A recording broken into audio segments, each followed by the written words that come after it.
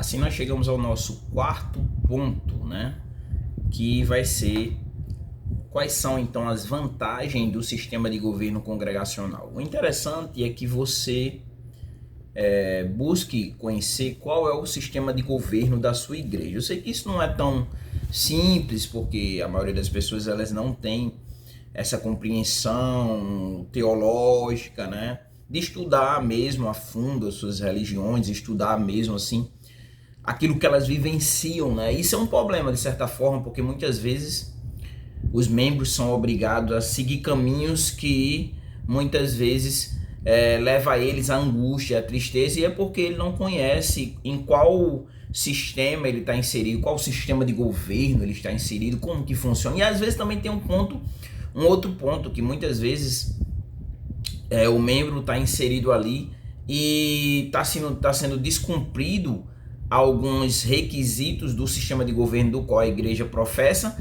No entanto, por ele não conhecer esse sistema de governo, ele não cobra os seus direitos. Então é muito importante conhecer. Nesse quarto ponto nós vamos abordar as vantagens. Quais são as vantagens do sistema de governo congregacional? No próximo vídeo a gente vai abordar as desvantagens. No sexto vídeo trazer alguns exemplos de igrejas congregacionais, de acordo com a minha pesquisa aqui que eu encontrei, que se classificam como congregacionais. E no sétimo vídeo a gente faz o resumo de tudo e a conclusão. Então vamos às vantagens. O vídeo vai ser curtinho.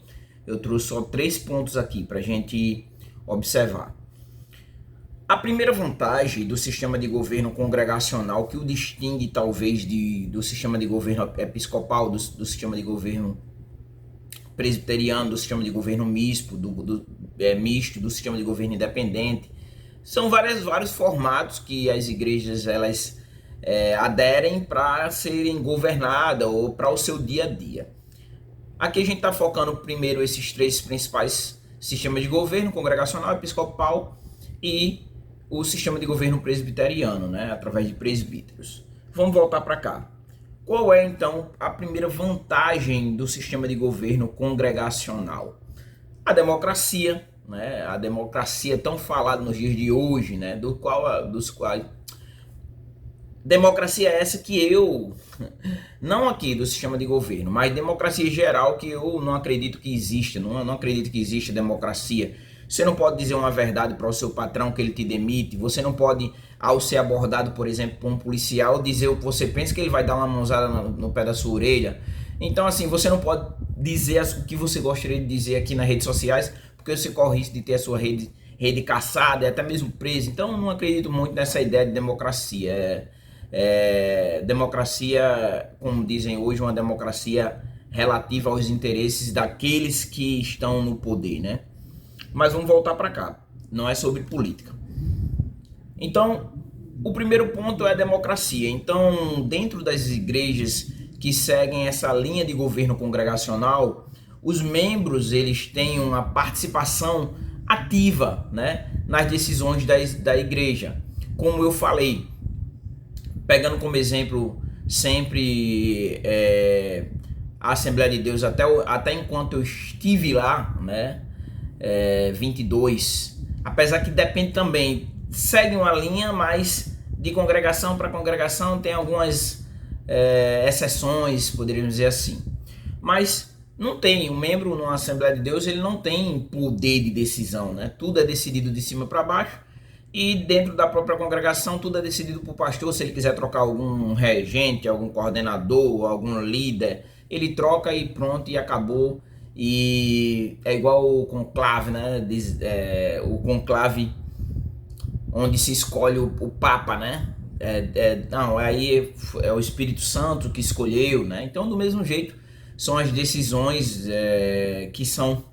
as decisões que acontecem, por exemplo, dentro de uma Assembleia de Deus. Elas não são tomadas pelos membros, os membros não decidem, mas é o pastor que decide ali o que ele quer fazer e pronto, com auxílio de 1 ou 2 pessoas. Nós não vemos muito levar para a igreja, o que a igreja aprova, a igreja não aprova, só quando é financeiro, assim, algumas coisas para votar, para restaurar uma porta, para pintar uma parede. Se a igreja aprova, porque vai ter que adquirir o recurso, e esse recurso vem através de campanha, de vários fatores, né? Então aí sim. mas decisões mesmo é tomado de cima para baixo. Então não seguem a linha de governo democrática, como no caso das igrejas que seguem o sistema de governo congregacional. Até mesmo porque no sistema de governo congregacional são os membros, né, pegando como exemplo a Igreja Batista, do qual eu vivenciei, existe uma assembleia, só quem pode votar também, é interessante isso, na Igreja Batista, só quem tem poder de voto com relação às decisões da igreja são os membros que fazem parte do hall, né? Os visitantes não têm esse poder de voto, só quem são membros mesmo, oficiais. Então, eles decidem, eles tomam uma decisão, votam a favor ou não. Nas desvantagens a gente vai abordar um dos problemas que isso gera. Mas agora nós estamos falando das vantagens, então vamos focar só nas vantagens.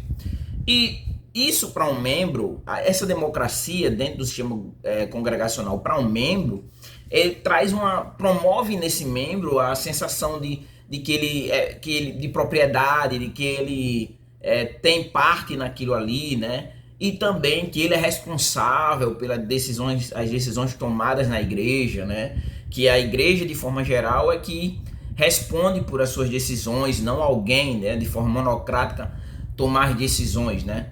Então, esse é o primeiro ponto. A primeira vantagem que tem o sistema de governo congregacional é a democracia.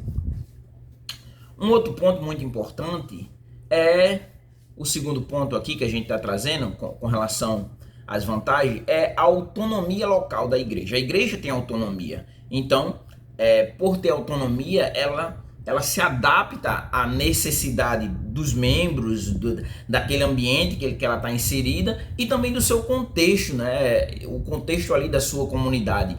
Então ela tem a sua autonomia para vivenciar aquele ambiente, fazer todos os trabalhos da congregação voltada para aquele contexto, né? Para aquelas necessidades, né? Sem que haja interferência de outra igreja, de outras denominações, de um líder que vai decidir. É até interessante isso, né, com relação a essa autonomia. Por exemplo, pegando como exemplo as Assembleias de Deus novamente, até a época em que estive lá.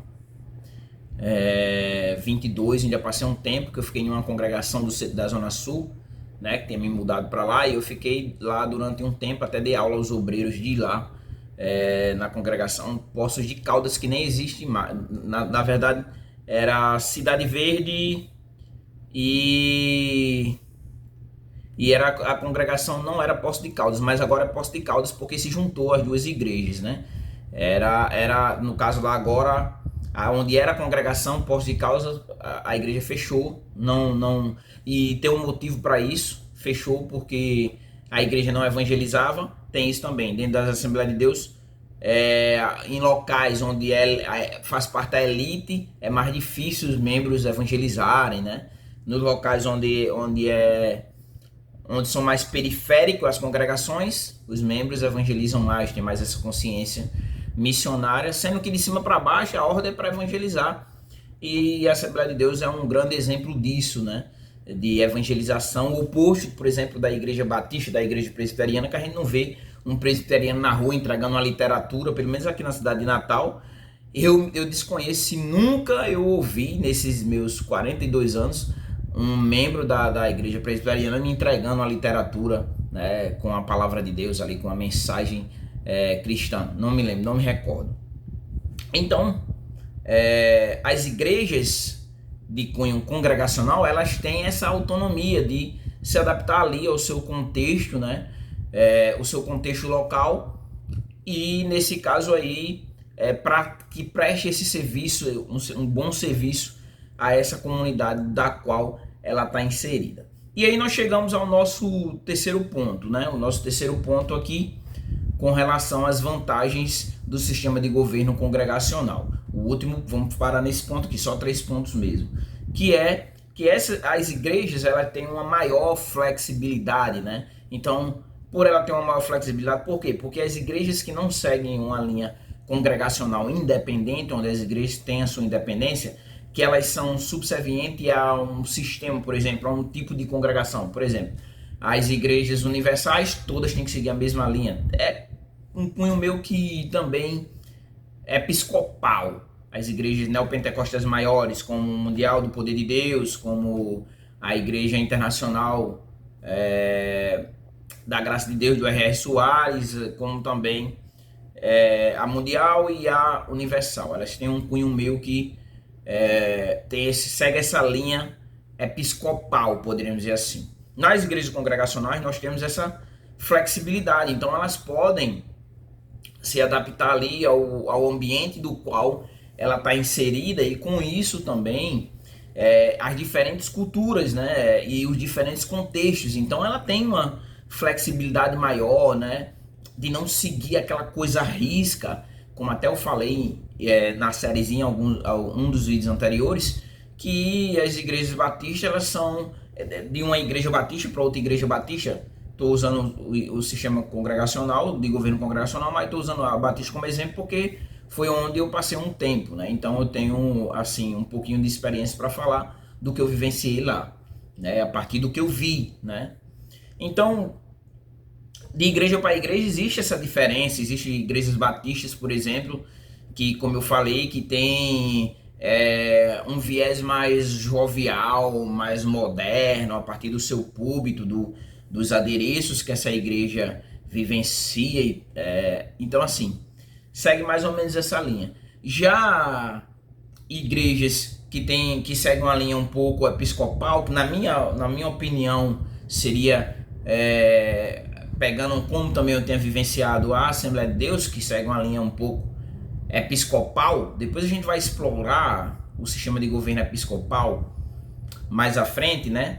E a gente vai traçar o porquê, né? Mas, por exemplo, as decisões, como eu falei, decisões são tomadas a partir do pastor presidente para os pastores das polos, chegando à congregação. A congregação não tem essa flexibilidade, por exemplo, de se adaptar àquela cultura ali, porque ela tem um padrão, né? Igrejas normalmente, que são uma série de igrejas, o que eu quero dizer com isso? Que ela é uma denominação e todas têm que seguir aquilo que ela disser, né? Tem um pai, por exemplo, Deus é amor, né? Tem uma linha, todos têm que seguir, né? A igreja de Cristo, né? E todas assim seguem a mesma linha, seguem o mesmo processo, e não tem tanto liberdade para ter uma flexibilidade grande, né? Até mesmo porque tem que seguir aquela diretriz que vem de cima para baixo. Então não tem muito essa flexibilidade em relação às vantagens que tem as igrejas que seguem a linha congregacional, né? Que seguem esse sistema de governo congregacional. Eles podem se adaptar melhor ali à cultura, como também ter essa adaptação a partir do contexto no qual elas vivem, né? E aí nós encerramos essa parte aqui, o quarto vídeo da nossa série sobre o sistema de governo congregacional. No próximo a gente vai abordar, no próximo vídeo, né, o quinto vídeo da série, a gente vai abordar a desvantagem que tem do sistema de governo congregacional. Tem diante de tudo isso, tanta coisa boa, tem desvantagem? Você vai ver que tem um pouquinho de... Tem desvantagem também, e tem uns pontos críticos aqui que a gente vai ter que observar, né? Na verdade, três pontos críticos a gente vai observar na sequência da nossa série no próximo vídeo, quando a gente for falar das desvantagens. O importante é que você venha aqui embaixo no comentário e comente qual é o sistema de governo que a sua igreja segue, e se você puder descreva, né? Como que funciona o dia a dia dessa igreja, quem tem autoridade, quem manda, né, na igreja, quais são as características, tem vantagem, você vê desvantagem? Não, tudo é vantagem, né? E deixa o nome da sua igreja. Também, se você não é inscrito no canal, se inscreva no canal, é importante para o canal crescer, claro, né? E também se inscreva no canal e deixe o seu like para que o vídeo ele seja indicado para mais pessoas, né? Para outras pessoas, né? O YouTube faça essa indicação para outras pessoas. E é isso. Dá sequência aí a sériezinha. Se você não viu os vídeos anteriores, vai nos vídeos anteriores. Já fiz uma introdução, já trouxe as características e as autoridades do sistema de governo congregacional. E aqui nós finalizamos as vantagens do sistema de governo congregacional. É isso, e até o próximo vídeo.